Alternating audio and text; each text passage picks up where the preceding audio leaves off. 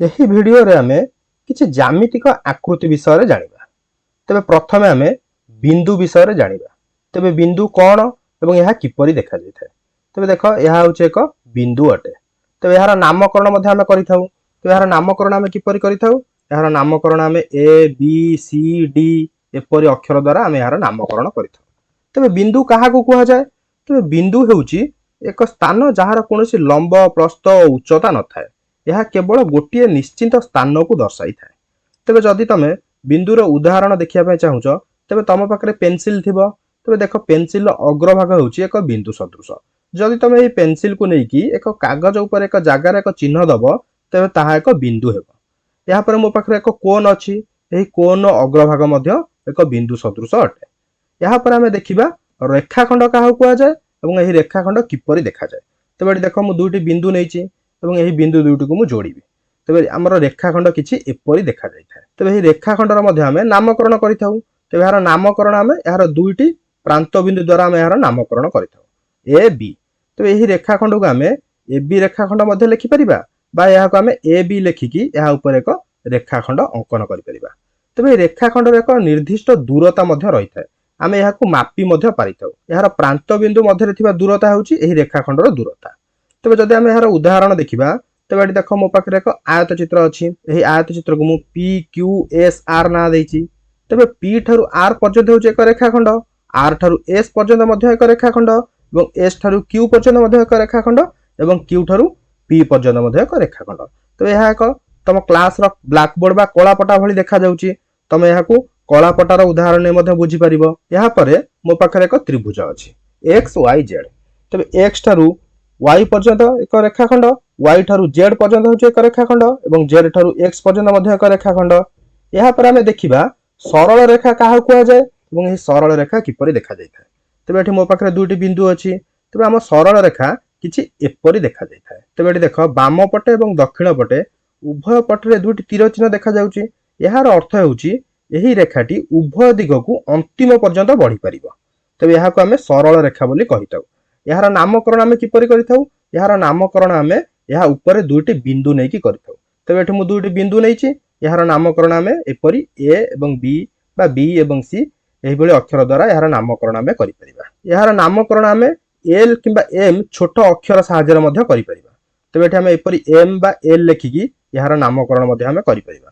ତେବେ ଏଭଳି ସରଳ ରେଖାକୁ ଆମେ ଏମ୍ ସରଳ ରେଖା ଲେଖିପାରିବା, ବା ଏହାକୁ ଆମେ ଏ ବି ସରଳ ରେଖା ମଧ୍ୟ ଲେଖିପାରିବା, ବା ଆମେ ଏ ବି ଲେଖିକି ଏହା ଉପରେ ଏକ ସରଳ ରେଖା ମଧ୍ୟ ଅଙ୍କନ କରିକି ଏପରି ଆମେ ଦର୍ଶାଇ ପାରିବା।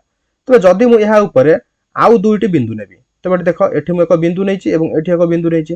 ତେବେ ଏହାର ନାଁ ଯଦି ମୁଁ ପି କ୍ୟୁ ଦେବି, ତେବେ ଏହାକୁ ମଧ୍ୟ ଆମେ କହିପାରିବା ପି କ୍ୟୁ ସରଳ ରେଖା। ଏପରି ଆମେ ପି କ୍ୟୁ ଲେଖିକି ଏହା ଉପରେ ଏକ ସରଳ ରେଖା ଅଙ୍କନ କରିକି ଆମେ ଦର୍ଶାଇ ପାରିବା। ତେବେ ଏହି ସରଳ ରେଖାର ନିର୍ଦ୍ଦିଷ୍ଟ ଦୂରତା ନଥାଏ। ଏହାକୁ ଆମେ ମାପି ପାରିବା ନାହିଁ, କାରଣ ଏହା ବାମ ପଟକୁ ଏବଂ ଦକ୍ଷିଣ ପଟକୁ ଅନ୍ତିମ ପର୍ଯ୍ୟନ୍ତ ବଢିଛି। ତେଣୁ ଆମେ ଏହାକୁ ମାପି ପାରିବା ନାହିଁ। ଏହାପରେ ଆମେ ଦେଖିବା ରଶ୍ମି କାହାକୁ କୁହାଯାଏ ଏବଂ ଏହା କିପରି ଦେଖାଯାଇଥାଏ। ତେବେ ଏଠି ଦେଖ, ମୋ ପାଖରେ ଦୁଇଟି ବିନ୍ଦୁ ଅଛି। ଯଦି ଆମେ ଗୋଟିଏ ବିନ୍ଦୁରୁ ଆରମ୍ଭ କରି ଅନ୍ୟ ଏକ ବିନ୍ଦୁ ଦିଗରେ ଗୋଟିଏ ରେଖାକୁ ଅନ୍ତିମ ପର୍ଯ୍ୟନ୍ତ ବଢାଇବା, ତେବେ ତାହାକୁ ଆମେ ଏକ ରଶ୍ମି ବୋଲି କହିବା। ତେବେ ରଶ୍ମିଟି ଆମର କିଛି ଏପରି ଦେଖାଯାଇଥାଏ।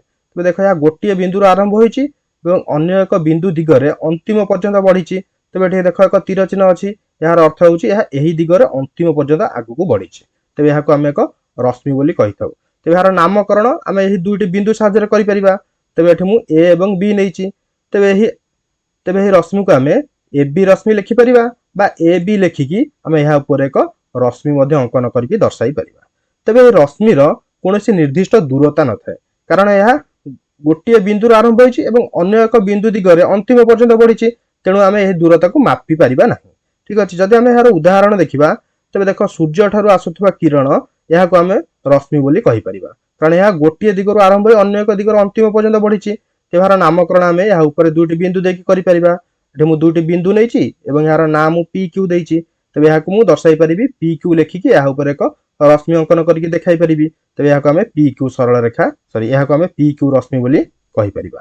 ଠିକ ଅଛି, ଏହାପରେ ଆମେ ଦେଖିବା ସମାନ୍ତର ସରଳ ରେଖା କାହାକୁ କୁହାଯାଏ। ତେବେ ଏଠି ଦେଖ, ମୋ ପାଖରେ ଦୁଇଟି ରେଖା ଅଛି। ଏହା ଏକ ରେଳ ଧାରଣା ଭଳି ଦେଖାଯାଉଛି।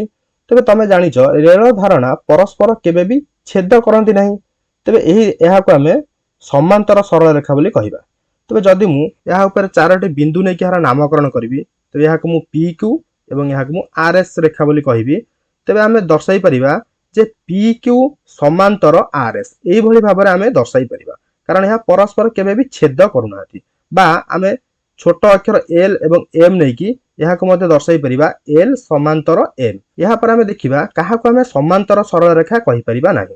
तेज ये देख मो पाखे दुईटी सरल रेखा अच्छी ए बी और सी डी तेज ये दुईटी सरल रेखा परस्पर गोटे बिंदु रे छेद करुछंती पी बिंदु रे तेज एभली दुईटी सरल रेखा को आम समांतर सरल रेखा कहि परिबा नाही कारण यह परस्पर छेद करुछंती। तेज मन रख दुईटी सरल रेखा परस्पर केवल गोटे बिंदु रे ही छेद करिथांती। तेज यहाँ को आम किपरि दर्शाई थाउ यहाँ को आम दर्शाई थाउ जे ए बी सरल रेखा और सी डी सरल रेखा परस्पर पी बिंदु रे छेद करुछंती। यहाँ पर तम पई गोटे प्रश्न अछि तेज ये देख दुईटी सरल रेखा अच्छी गोटे हूँ एल गोटे हूँ एम सरल रेखा तेज एठी दुईटी सरल रेखा परस्पर छेद करूना किंतु तमे जनइब कमेंट रे जे आगु को जाई कि दुईटी सरल रेखा परस्पर छेद करिवे कि